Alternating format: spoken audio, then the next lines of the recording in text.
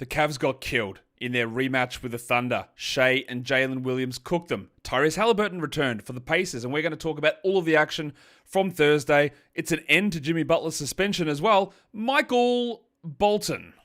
Thanks, Josh. It's Michael Bolton here, and it's time for another episode of the Locked On Fantasy Basketball Podcast. Let's get to it. Let's get to it, indeed. You are Locked On Fantasy, your daily NBA fantasy podcast. Part of the Locked On Podcast Network, your team every day.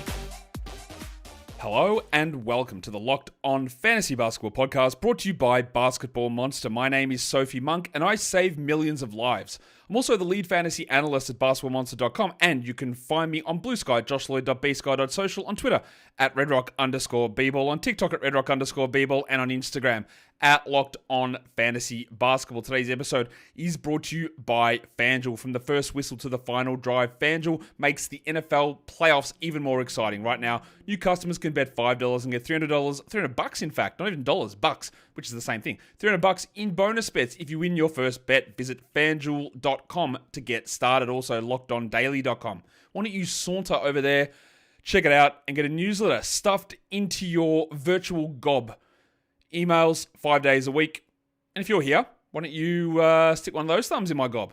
Thumb it up on the video, double bang the audio and the video. The trade deadline show is coming up on the trade deadline, shockingly enough, 1 p.m. Eastern. So go and pre-bang, pre-like, pre-bookmark that show. Alrighty then. We are talking about the action on Thursday. There were 5 games in the NBA. It is National Bootleggers Day. So anyone that you know that's brewing gin in their bathtub, give them a shout out. It's, we wouldn't live without them. I mean, we would. We could just go buy it. But you know what? Our ancestors paved the way for us when we couldn't do it. And countless baths were lost in the process. Let's talk about the games. No, Josh. Let's actually just talk about some news, because there is a little bit for us to talk about here. Jimmy Butler's suspension is over, and he is not on the Heat's injury report. There's been nothing mentioned about a suspension being extended, renewed, whatever. It looks like he's going to play. Now, the question's going to be, how is he going to play? What will Spoelstra do? Remember, these two almost punched on 2 or 3 years ago, so I wouldn't say they're the best of mates. Is Butler going to start? Is he going to play 34 minutes? Is he going to have 20 minutes off the bench? This is an incredibly complicated process. And before someone gets angry at me, yes, I very much respect Jimmy Butler. He dragged a Heat team to the finals 2 times. He is deserving of my undying and everlasting respect at all times, and no point is any of this disrespectful. Is Jimmy going to give a shit? Is he going to try? Is he going to do anything at all? Is he going to continue to disrupt an entire organization and entire season because someone didn't want to pay him $55 million at age 36 when he plays 3/4 of the games of the season, and even then his impact is entirely overrated? I don't know. I guess we're going to find out and see what they do, because the thing is that they can't just say sit down, because the NBA is going to go, he's actually a star, he's got to play, and they're going to go, but have you seen this? So I just don't know what's going to happen. I don't know. If I've got Jovic, I'd probably hold. If I've got Jaquez, I don't know about that. If I've got Rozier, he's out of here. But it's going to be messy in so many different ways. And how long does he last until A, he's traded, if that even happens, or B, they suspend him, or C, he has a toe sprain, or he breaks a finger from sitting down too quickly? Who knows? Who knows? But is that the most ridiculous situation in the NBA? What about the Jazz fatuity? That's a great word I found out about today, trying to find a synonym for... the reason I have to find a synonym for this word is because I can't say it. So there you go. The Utah Jazz. I talked about it on the preview show earlier. So I said, look, they're playing the Pelicans today. Their next game is against the Pelicans. Do not expect John Collins' personal hip issue to be miraculously solved. I think he's going to be out again. And I also expect that old mate Lauri Markkanen's back spasms might flare up once more. And I think it'll happen the next game. And then they went a step further. And Walker Kessler's resting again. Now, I understand the incentives for tanking. I do. It makes sense to tank and to rebuild and all that stuff. The odds of getting that number 1 pick are not high, like not remotely close to being high. I'm not one of these ones like, oh man, the fans are going to be so upset that Walker Kessler's not there, right? Because it's Walker Kessler, right? But come on. If you're going to make a song and a dance about finding the Hawks because Trae Young sits out a game due to Achilles tendonitis, which has been bothering him, what are we doing here? What is this? In the middle of January, in front of my salad. What is going on? Why are the Jazz and the Blazers doing this? Well, I know why, but how is it allowed to happen? Again, I don't really, like, the idea behind it, I get it. But this is a way too early plug pull. It's ridiculous. And I do think this is going to go on and on and on through the rest of the season for these two dickhead franchises. Who are the two that I really, when people ask that question, who are you avoiding for tanking or shutdowns? It was them. They were the two teams that I said, these are the teams that I am avoiding. To a degree, like high picks, I'm not taking them because they are the teams that have shown that they will be egregious with it. And they're the teams that I think will do it again. And there we are.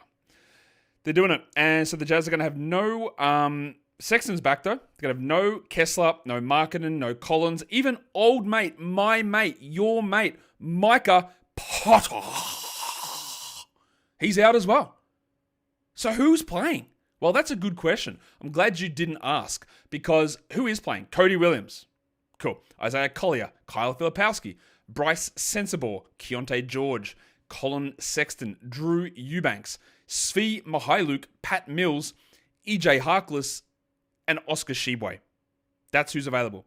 There's no Kessler, Juzang, Collins, Markkanen, Potter, or Clarkson. Yeah. That's shit ass. Ja Morant also can't go more than 2 days without being on the injury report, can he? Foot soreness now for the big fella. He played 4 games in a row, so maybe I am lying. Although I do believe one of those games he was on the injury report, wasn't he? So maybe I'm not lying. He was on the injury report. I take the back that I was lying. I should be more kind to myself. What is going on? Again, with this, but they're winning. Like they're not tanking games and sitting like that. They're just, Ja Morant just is injured every single game. There's something going on every time with him. Now, I don't think he's going to miss with his foot soreness, and I wouldn't be rushing to add Scott Pippen, but it is a joke. And that little headline down the bottom is a little bit cheeky from me. I said Dante's out for revenge. Dante is out of the game, so he won't be playing in the revenge game against the Knicks. DiVincenzo's out with a toe sprain. No real idea whether this is a longer-term thing. He was in pretty significant pain at the end of the game, but you're right at the end, and now he's out. So I guess Mike Conley goes back to start. That means, I guess, Rob Dillingham gets backup minutes, but Conley's just going to be a stream guy, I think. He might have some 12-10 value if Dante's out. I'm not going to rush to do it, though. But DiVincenzo won't play. Just as he was starting to get things cracking, he is not going to be available. That's a shame. And it is actually a shame. Let's look at some waiver wire trends before we get into the 5 games of the day. The most added players. It's a very interesting list. You cannot guess who's number 1. It's the big fella. It's BDNR. Big Dick Nick Rick.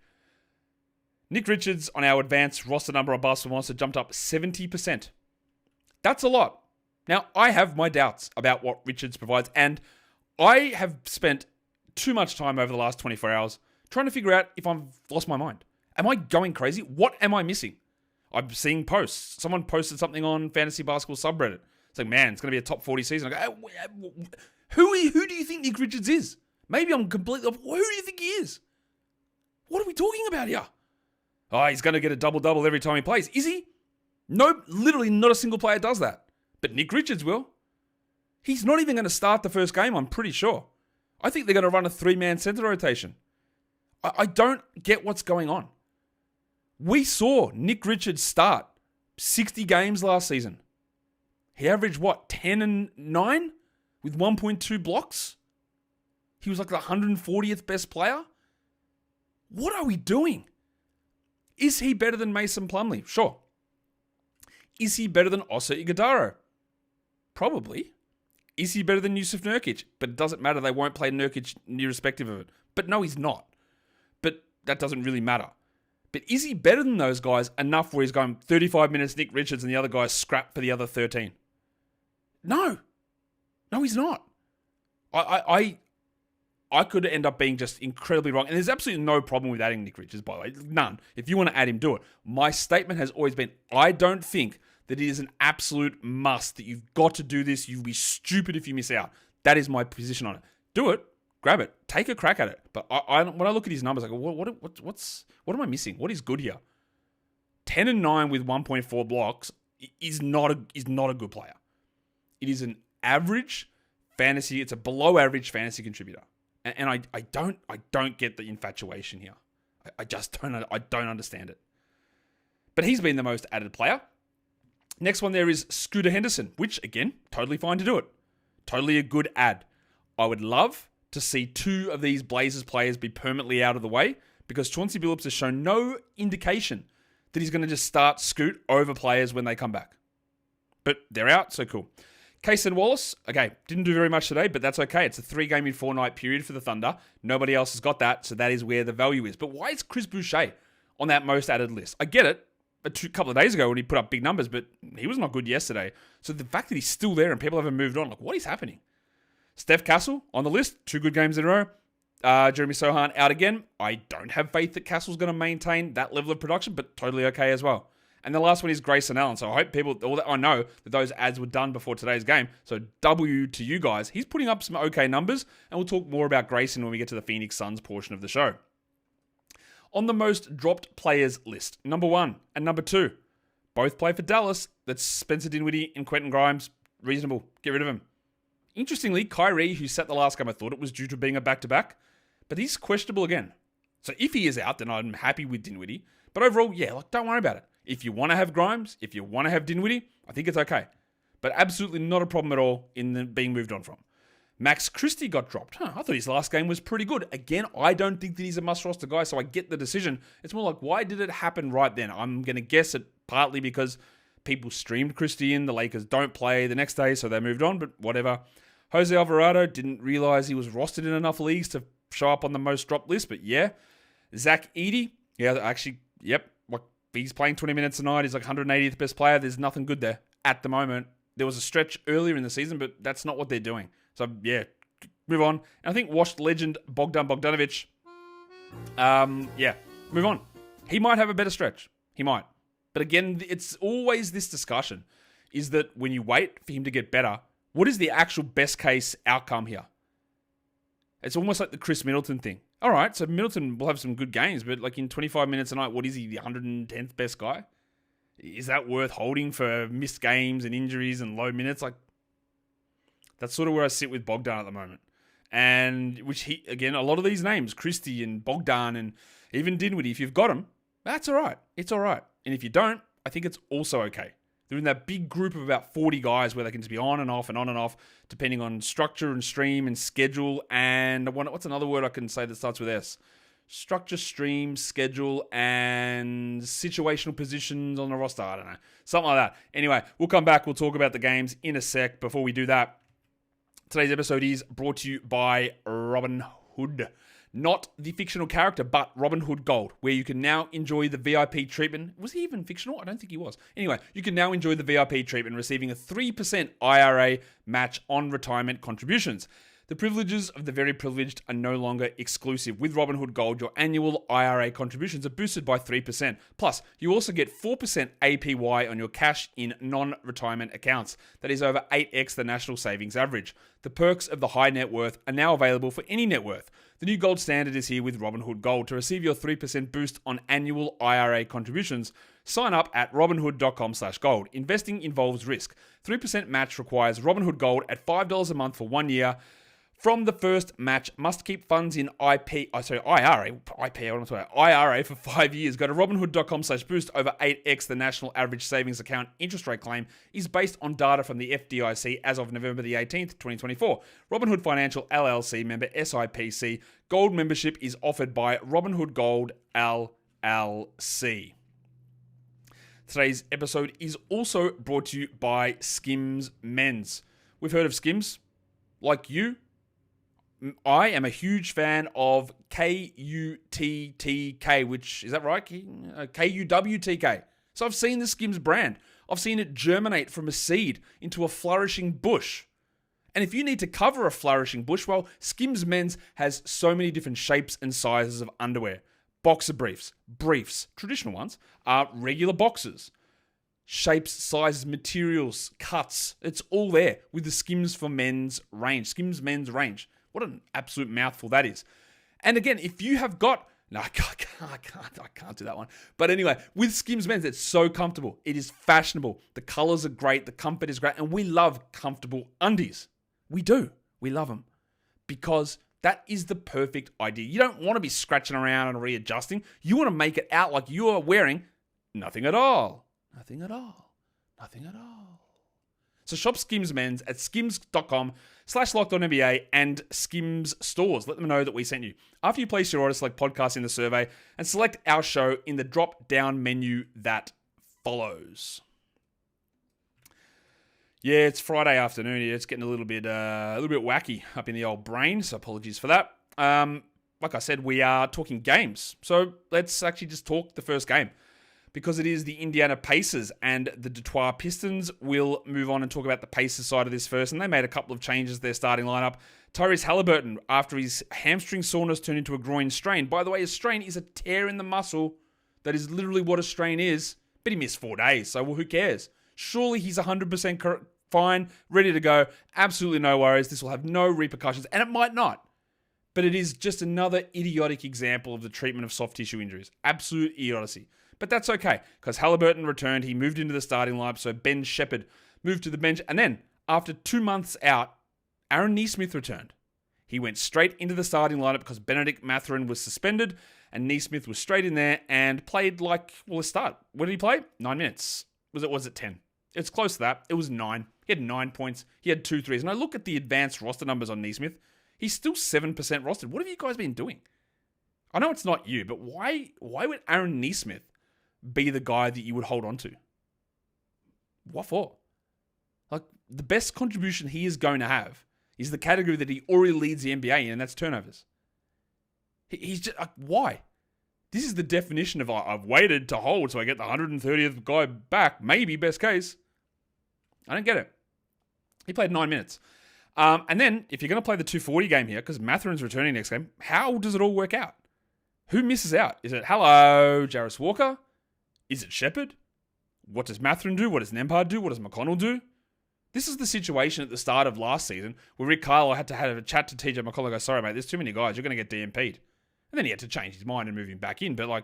And now Shepherd's more established. As for Haliburton, he had 17, 4, and 8. Look, it is great for our fantasy teams that he played, and those numbers are fine, assuming that nothing goes wrong later on. But he was back. Miles Turner's the one who really cooked. He had 28 points, 8 threes, 2 steals, 3 blocks. While Pascal Siakam, someone accused me that I must hate him because I said that he was boring and there's not much to say. That's not at all what I meant. But, at times, words can be hard and can be confusing, and the intent's not always clear. So let me be very clear on this.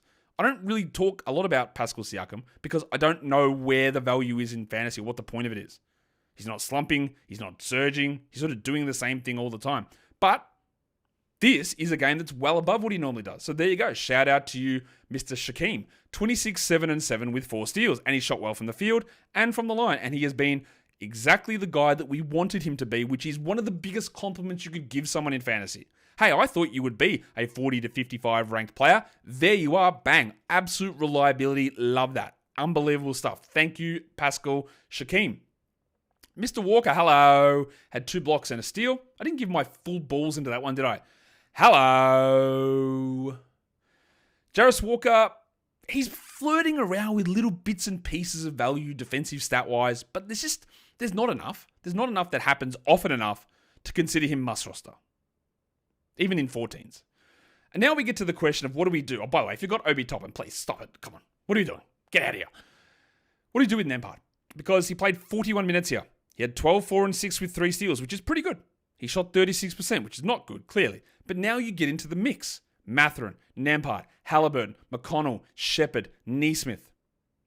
How do they all play, except for Haliburton, enough to matter? I would like to hold on to Nembhard in 12-team leagues. I don't think you need to do it with Mathurin because A, not that good. B, too many guys around. Does Mathurin even start next game? Or do they just keep Nesmith there? Because we know that Rick Carlisle loves Nesmith there. I'm not sure. I also wouldn't bother with McConnell. He had 2, 5, and 5. He played only 14 minutes. He's a Desperation Sunday assists stream player. Good for them to get a win, but a lot of questions opening up for us for fantasy. I don't know why I just spoke for 28 minutes on the Pacers, but I did. The Pistons, probably not as many interesting things, but if you've been a regular listener to this show or watcher of this show over the last 3 weeks, what I have said, and I believe this is pretty quiet because I'm not particularly loud. I'm very loud actually, but I'm not like, not everyone hears this or knows this, and I know that I talk about it, but I don't know that it's just in general discussions. But Jalen Duren, the passport legend, is actually playing well. And he continues to play well. It was a dreadful first 8 weeks of the season. But 17 and 17, 2 blocks, 8 of 8 from the field. I've talked about this a lot. He's playing better. He's playing better. He's playing better. And he is. Isaiah Stewart was also good here. He had 13 boards with 4 assists. I'm not going to worry about him outside of deeper formats, but Duren is playing better. Cade had 20 points. He had 9 assists. He was inefficient, 33% only, but obviously he's been great lately. And then Toby Harris had 10 points only. Yuck. But he did have 2 steals and a block, and we are just still holding him. The question's now going to be behind the triumvirate of guards and wings. We'll start with the one who is bad. 10% shooting for old mate Malik Beasley.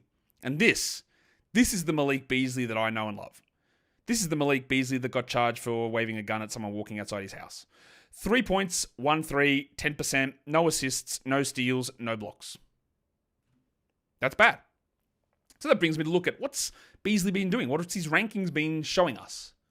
Oh yeah, they're pretty bad. 184th over the last 2 weeks. He's outside the top 140 in points leagues for the entire season. So while he's been good, he's had moments of being solid, he still remains, I'll say it's a one-trick pony, but it's a two-trick pony. He hits threes, and that gives him points. He doesn't do anything else. So if you want to roster him, do it. If it doesn't make sense for you, and he's slumping at the moment, don't. My projections don't like him. Really, not much at all. He's like a fringy sort of a guy. Because there's these ups and downs. And then on the other side of that equation, the man who's actually hot now, Tim Hardaway. 25 points, 4 threes. But as you'll note, as you scroll through the rest of the line, it looks Beasley-esque. 0 assists, 0 steals, 0 blocks. 0 free throws. I think that is 3 out of his last 5 games, Tim, where he's dropped 20 points. Do I have any care or faith about Tim Hardaway being a regular player like that? Nah, don't care. Stream him, sure, have a crack at it, get some points and threes, and why not? Try it. But it's just not for me. And then we only got 22 Asar Thompson minutes. 8 and 7 with 3 assists. Now, a men's game is still going on as I'm recording this part, but he's not a men. He is starting, but he does not have runway for big minutes. He is also a bit like a men's teammate, Tari Eason. There is always a groundswell to love him, and I get it. We love a player who provides interesting defensive stats and does weird shit all the time. And he is. He's unbelievable defensively. But if the coach isn't going to trust him to play enough, if it's going to be up and down, and then you get a day like this where you don't get a steal, what's the point? When I say someone is a jack or a drop, unless it's Rui Hachimura, you don't have to do it. I'm not there telling you do it or else you're an idiot. I'm not telling you that. I'm just saying that if Asar Thompson, if you came to me and said, and Amen Thompson goes 3 and 6 today and goes, man, I'm going to drop him. Like, what are you doing? Don't drop him. All right, that's how I'd respond to an Amen Thompson. But if you came to me and said, I think I just need to move on from Asar and open that spot up for streaming and get more value, I go, that's actually pretty valid. I think that makes sense. And that's sort of the difference in that sort of droppable zone of players. And I think that's where Asar is. He's not getting 30 a night. It doesn't look to be getting close to 30 a night. The coach is sort of pulling and not pulling and pulling, that's the same word. Pulling and pushing in the rotation, and the shooting is even worse than Thompson's. And the fit with Duren sucks. So, yeah. It's a lot of talk on Asar Thompson, but I think he is important to talk about. He's rostered basically everywhere. And I'm not sure he has to be. And that, again, is just an interesting use of terminology. I don't think he has to be, but he absolutely can be. And I hope that doesn't confuse you too much. Sit on it, think about it. We'll come back. Today's episode is brought to you by FanDuel Sportsbook. It is the NFL playoffs, first whistle, final drive. That encompasses the entire game. And FanDuel makes the NFL playoffs even more exciting. And if you are a new customer to FanDuel, welcome. And bet $5 and get $300 in bonus bets if you win that first bet. That is $300. And that keeps all the action going. It's easy to navigate the FanDuel app. There's a variety of bets in every game, whether it's spreads, totals, money lines. anytime touchdown scorers, individual team totals, props, chuck a parlay on there. What about a future? It's all there over on FanDuel. So go to fanduel.com. Maybe I'll say it the non-Australian way. Go to fanduel.com and join today and get started with $300 in bonus bets. That is FanDuel. That makes me... That's fanduel.com. Make this playoff season unforgettable with FanDuel, an official sportsbook partner of the NFL. And don't forget to gamble responsibly. So I'm sure this is going to be the last show I ever record after all these sponsors get me fired. Apologies for that. So it's been a great time. I've enjoyed it. Love having you guys around, and I'll see you at some other point. Games. That was that one game? Bloody hell. Let's do the second one, I guess. This is what happens when I see, there's not many games, or maybe you can do a little bit of extra stuff. You can talk a little bit deeper, and I just get sidetracked. Phoenix, Washington. Marcin Gortat was the ceremonial arbiter of which team was better in this one. He wasn't, but he's played for both teams, and I wanted to mention the name Marcin Gortat. 130-123, the final score here. Phoenix gets the win, but not after a spirited comeback by the Kyle Kuzma-led... no, it wasn't. By the Washington Wizards, with whom Kyle Kuzma is employed. They came back in the fourth quarter and made it close. Let's talk about the Suns, because we know that they're only half there. They're waiting for Kareem 2.0, Nick Richards, to join. 130-123, the final score. So Mason Plumlee started. He had 17 minutes. His line was actually right. 6, 10, and 4 on 100% shooting. And I'll say something that's controversial. Ready? Nick Richards will do this. He'll have these games. He will. 6, 10, and 4. That's not bad. Now, Plumlee only did it in 17 minutes. And please, I am not saying Mason Plumlee is good. He is not. He is terrible, in fact. But with the way this team is set up, I think we're going to get a lot of center nonsense. In fact, center fatuity. Iguodala played more than Plumlee. He went scoreless. He is just not a fantasy option at all. Even if he plays 20 minutes. He's not. And the thing that Budenholzer said is that Richards is going to be available the next game, which is Saturday. John Gambadaro said that he will be the starting center once he gets acclimated to the team. You know what that means? He doesn't start immediately. And that means they'll probably run 3 centers, and he'll probably be limited minutes early on. Maybe I'm wrong. Maybe they're rolling out 40 in game 1. Maybe they're rolling out 30 in game 1. Pretty unlikely. But I want to provide a level of cushion so that when Richards goes 5 and 7 with a block in 20 minutes, you don't go, why did I do all this shit for a guy that's not that good? He could be better, but just, especially early on, be cautious. We got 4 minutes from Bol.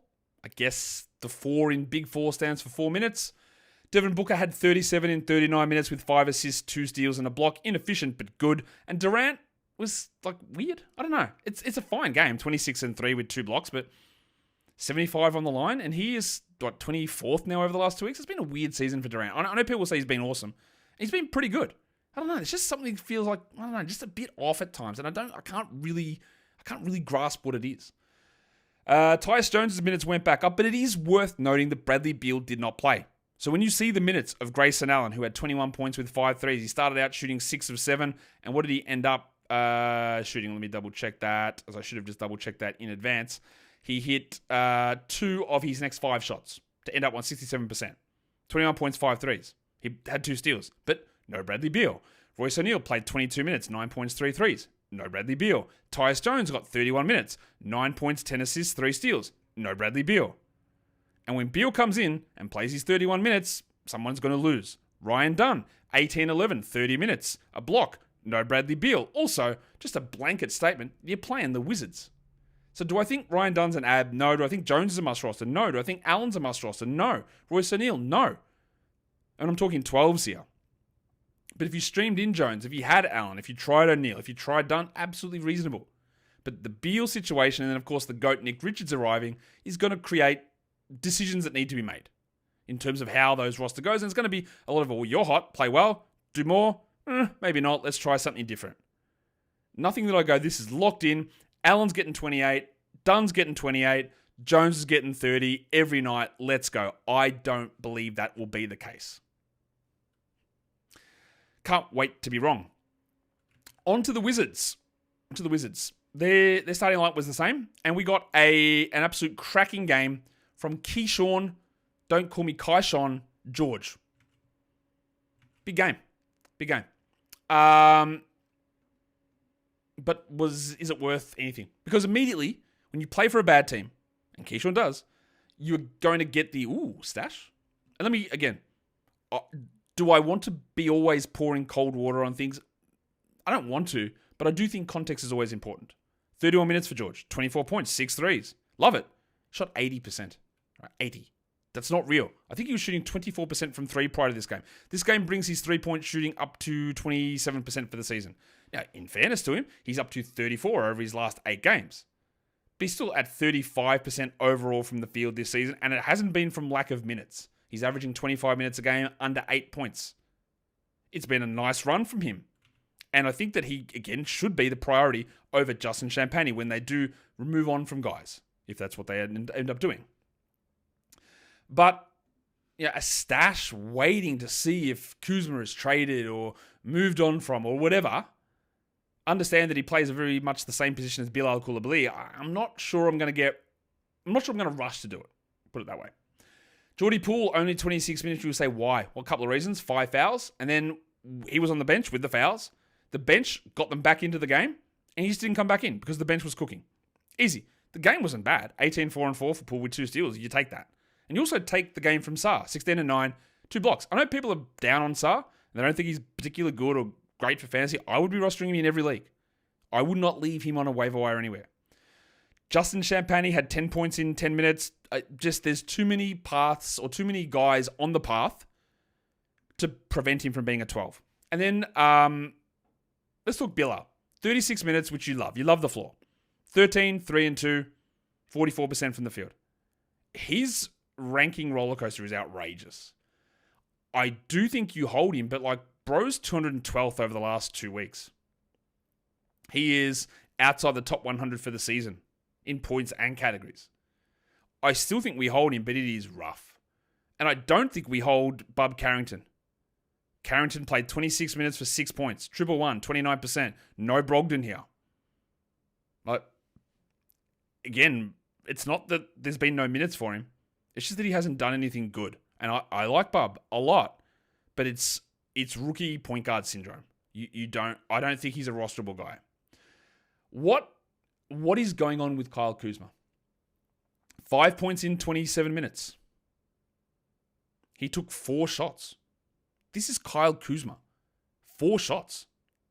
He did have 5 assists. He did have 2 steals, so that's pretty good. But then he 1 of 4 from the line. And usually you'd ignore that. I believe that's the second time this week he's gone exactly 1 of 4 from the line. What are you doing? He's reverse showcasing. Is that what's happening? He's like, please don't trade for me. I'm literally trash. I want to stay in Washington. Is that what's happening? What's going on? I know his last game was really good, but bro's not even a top 200 guy this season. He's had multiple injuries, lots of limited minutes, and this garbage. If I'm in a category league, I think it's a really easy call. Get that garbage out of here. If I'm in a points league, it's harder, but he's 140th. I don't know if he's going to end the season or what he's going to do. I don't feel good about it. Valanciunas played 15 minutes. Now, the numbers are fine, 11 and 8, but 15 minutes will not be enough to be a 12-team league player. I know people are going, man, what if he gets traded to the Lakers? Yeah, cool. To be Anthony Davis's backup, I don't think there's enough in it. If I'm in shallow formats, there's no reason to have Valanciunas. 12s, it's very borderline. Deeper ones, sure. But they are not showcasing him for a trade. I think that's relatively obvious. Because if they were, he would play more than 14 minutes. Because trade showcases, guess what? They do not exist. The Cavs and the Thunder. I spent a lot of time talking about those first 2 games. I think there was quite a lot to talk about in those ones. But what do I talk about in this game? It was over immediately. It wasn't a 40-0 run from the Thunder at one point. It was something insane like that. It might not have been exactly. In the end, it's 134-114, but it's what? We got Donovan Mitchell playing 21 minutes. Evan Mobley played 18. Jarrett Allen played 16. That's one way to get the sell-high slump going. Garland had 20 points and 9 assists somehow in 24 minutes. He continues to be ridiculously good. But nothing here makes it. It's not representative of anything, and there's no decisions to be made based on the outcome of this. I will still tell you that I don't think you roster Karis LeVert, and you don't think you roster Max Strus. I don't think there's any need for those in 10 or 12 teamers. And if you've got Mitchell and Garland and Allen and Mobley, it's just a stinking game. Just a terrible game that we don't need to worry about. We got 12 minutes of Tristan Thompson, if that gives you any indication how bad this was. So I don't think I'm going to talk about it anymore. I'll talk about the Thunder side briefly, because there was a change there that we needed to see what would happen. And do I have good information on it? Not really. But Isaiah Hartenstein was out, so it was Pig Williams who started. Did it go well? Wouldn't say so. He played 14 minutes, he had 4 fouls. He had 5 and 5, Jalen Williams. The Vietnamese legend could not get anything going at all. Now, if you added Jalen Williams, there was 2 reasons to add him. One of them was Hartenstein is out, right? That's still the case. The other one was the Thunder was the only team playing 3 games in 4 nights, and that remains the same. So if you added Jalen Williams, this was a bad game. It was a bad matchup. It's a blowout game. He got foul trouble. If you've got him, you've got a game on Friday and you've got a game on Sunday. So you added him for 3 and 4 nights, play the 3 and 4 nights. Will he be a long-term guy? Almost assuredly not. But the schedule tied in with the fact that he started is worth looking at. If I'm in a deeper league, maybe old mate Brendan Carlson's worth a look. Carlson was waived. I think they were about to convert AJ Mitchell's 2-way, and then Mitchell hurt his toe and he's out for months, so they don't need to, so they brought Carlson back. Carlson, shooting big man, played for the Raptors in Summer League, had 11 points with 3 threes. He came in the first quarter, played ahead of Kenrich Williams, which is really interesting. So if I'm in a 20-teamer, that's a nice little short-term add. This is how dumb this game was. Lou Dort had 22 points in under 20 minutes. He hit 6 threes. He had a steal and a block. He shot 73%. Unbelievable Dort stream. And if you stream Dort in for 3 and 4 nights, what an unbelievable start that is. Shea was ridiculous. 40 and 8 assists with 2 steals. I thought there might be a risk here of Shea losing some of the steam on his defensive stats. Maybe even losing some of the free throw attempt steam. Nah, he's been way better than I thought. And I thought he was going to be good. I still had him at 6 or something overall. He's so good, man. He looks ridiculous. And the Bronco, 19, 6 and 5, 3 steals, 2 blocks for Jalen Williams. Very good. After his slump, he's getting it back on track. Not as good for the Hong Kong mattress, Case and Wallace, and again, a call out. Do you want to know what the Hong Kong mattress means? Just Google the lyrics to the song K-San. K-H-E-S-A-H-N. A pronunciation of his name, which someone told us before the draft was how it was said, but it's not, it's Kaysen. But someone said it's Kaysan. Okay, so that's where I gave the song, and I played the song sound drop for him, and now he is just the Hong Kong mattress. And he didn't do very much. 27 minutes, 6 and 6. And, unfortunately, he didn't get the steals, which is really why you want him. But again, like with Pig Williams, like with Lou Dort, if you have Case and Wallace, you had him because it's 3 games and 4 nights right here. This is the benefit. Hold for the next 2 games. And then make an adjustment. Caruso did his thing. He got 3 steals in 14 minutes. Probably won't play tomorrow. He is not a must. But he is a nice streamer when you're looking for those defensive stats.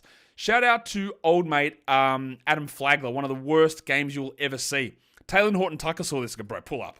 Can you settle down? What are you doing? And imagine you got that text from THT. Flagler played 7 minutes. He had a usage of 52.4 because he took 9 shots, 8 of them from 3. Guess how many he hit? Well, you can tell because you can see that he didn't score a single point. He went 0 of 9 from the field, 0 of 8 from 3 in 7 minutes. He blocked a shot as well somehow. So it wasn't quite as Snell. One of the most insane, and it was a minus 12 in that time. One of the most insane lines I've ever seen. Shout out to old mate Baylor legend, Adam Flagler. All right, the next game. What's going on with this Clippers team?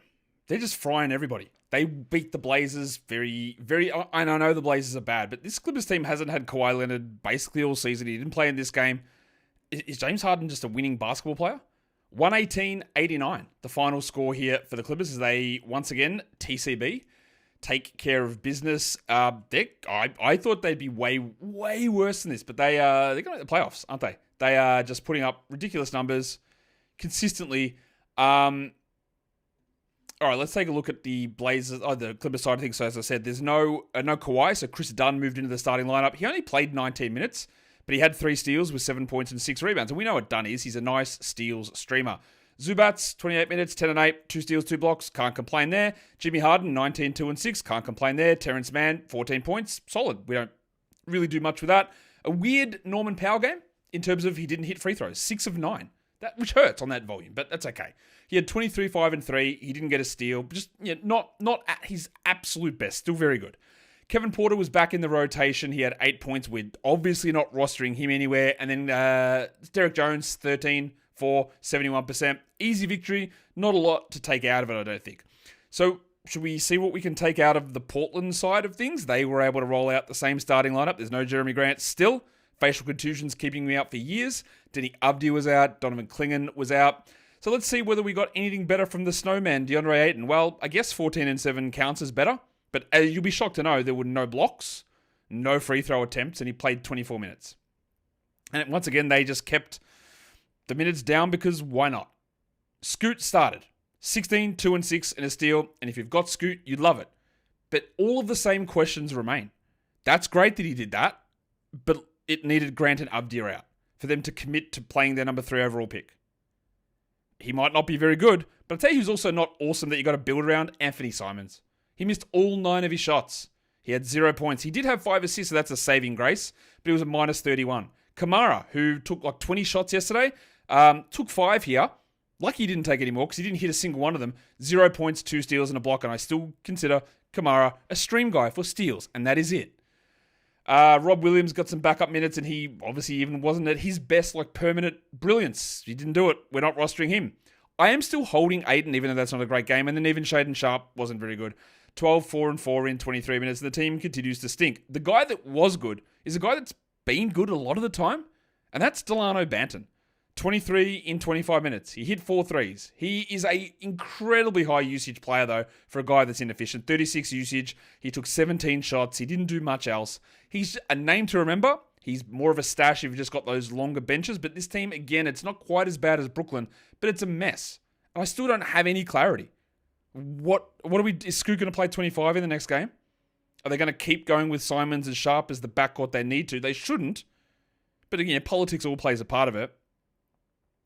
I like holding Scoot. I like having value in Scoot. I like Scoot. I think there is still something there with him. But in no way does this guarantee 30 minutes a night from him moving forward. That is what I'm always just trying to preach here. Is a little bit of caution and a little bit of understanding that it's probably going to kick you. You're probably going to get hit by it. So let's do the last game, which is actually a good game. The Rockets and the Kings get the win. 132-127. We didn't really have any sort of forewarning of this, but Fred VanVleet was out for personal reasons. We hope, of course, everything is always going to be okay when those sort of things happen. And they decided just to shift everyone down and start old mate Jeff Green. We'll start with Green, who had 10 points in 23 minutes. I think I don't even need to play the watch graphic. We know he's washed. He's 100 million years old, and that's okay. Let's focus on the main guys, because we've got a big one we're going to talk about. Amen Thompson, that's not it. 41 minutes, though. 20 and 10, 5 assists, 2 steals, and a block. And somehow, I am huge on Amen. I think most of you know that. But I still always find ways to find a discussion or someone having a critique that makes me think that I'm not high on him. Because I'd be like, hey, he's cooking. He's a sell high. He's playing 1 million minutes. And someone will come in and go, no, he's definitely going to just keep this up. I go, really? He's going to play 41 a night? I don't think so. But now I go, like, am I down on Amen? I'm not. He's unbelievably good at the moment. But we also saw him playing very few minutes earlier in the season.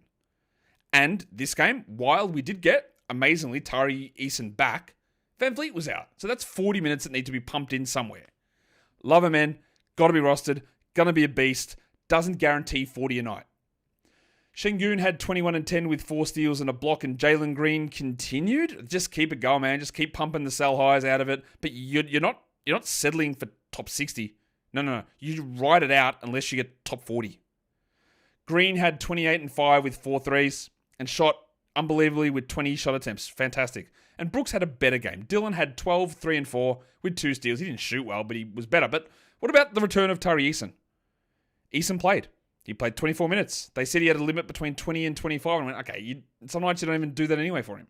But 24 minutes, 16 points. He had 1 steal. He only had 4 rebounds. He just was incredibly high usage in that time. 20%. Actually, not that high. I take it back. Very efficient. 60% shooting. The question is now, what do you do with Eason, who's been out all this time, and it's been over a month that he's been missing, and 24 minutes is 24 minutes. I hope they ramp him up even further. Yeah, cool. Do I have faith in the leg at the moment? I don't think I can. But he's back. The Van Vliet thing is still now, like, where does that all fit into it? But yeah, Eason is a permanent legend. We know this. There'll be bad games. He'll have inefficient games. He'll have games where his rebounds go up because he keeps missing gimmies and he grabs offensive boards. That is part of what he does. So yeah, look, if he's out there now that he's back, grab him.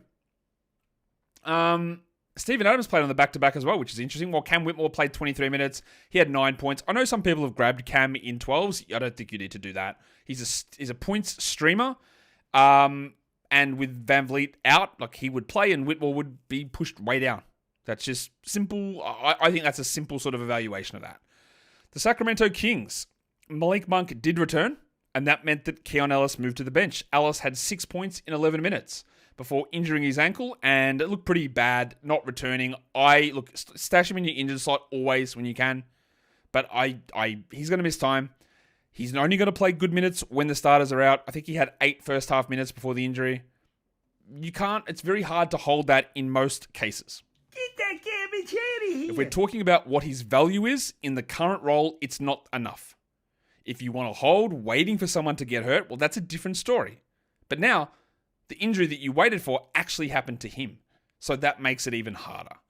As for Monk, in his 37 minutes, he had 28 with 9 assists, and the assists just keep on rolling for Malik, while Fox had 19, 3 and 7, 4 steals, a block, and Sabonis 20 and 14 with 7. The big numbers for those guys were there. It was a very good scoring game for DeRozan as well, 31, 5 and 4. He also hit a pair of threes, and it was a very good game from Keegan Murray. But I will draw your eye to something. Sabonis shot 62%, Monk shot 53%, DeRozan shot 52%, and Murray shot 70%. So while you look at this and go, yeah, it is possible for all of the big names to have big scoring nights. And it is possible because it literally just happened. So it's obviously possible. But to get there, look at what needed to happen. Murray needed to shoot 70. DeRozan 52, Monk 53, Sabonis 62. It's an impossible standard to set up for those guys to all be that efficient. Like Keegan Murray scored 18 points on 12 usage. So look at that and go, great, I got an unbelievably good double-double. It's fake in terms of projecting it out. Because no one is going to be an 18-point scorer on 12 usage. It's not going to be a real thing. Is Malik Monk going to drop in 28 points on 26 usage? Is Sabonis going to do it on 19%? Not all the time. It's a little bit of a fake game in terms of everyone just hitting every shot all at once, and it makes it look like it's a possibility all the time. Now, maybe you're smart enough, and you probably are. I know that you're smart. You look at that and go, yeah, I know that, Josh. It's not going to happen every game. Cool, which is great. But not everyone sees that or thinks that way. So if you look at it and go, well, look at that. They can obviously do it. It's Doug Christie. He's fixed it. Not really. Doug Christie can't teach a team to be a 52% shooting team. It's just not real. It's not going to happen. So it's great that it happened. We salt bay a little and have a look at it. Yeah, that's great. But okay, realistically, the way that the distribution of shots is still means that Murray's probably on the back end there. And Alice obviously completely out of it. But otherwise, very, very good result from the Sacramento Kings to get that victory. Let's go and take a look at the lines of the night.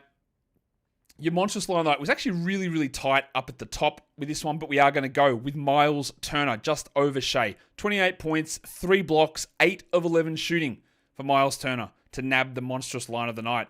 The waiver wire line of the night was Lou Dort. Available in over 60% of leagues.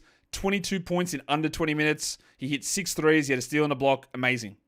Your young gun of the night. This guy's racking them up. It's Amen Thompson. 20 and 10. 2 steals. Rebounds. Got some assists. He's ridiculously good. The 41 minutes won't hold, so sell high, but also awesome. And then the dud of the night. Few options here. Was it Anthony Simons? Not quite, because he got 5 assists. Malik Beasley shot 10%. He had 3 points with 0 assists. So those 5 assists just saved Anthony Simons from getting absolutely dudded. And that is the end of the show on National Bootleggers Day. So if you could bootleg me a thumb, I'd love that. If you could just take care of yourself and the people around you, I'd also really appreciate that. Guys, we are done here. Thank you so much for listening, everyone. See ya.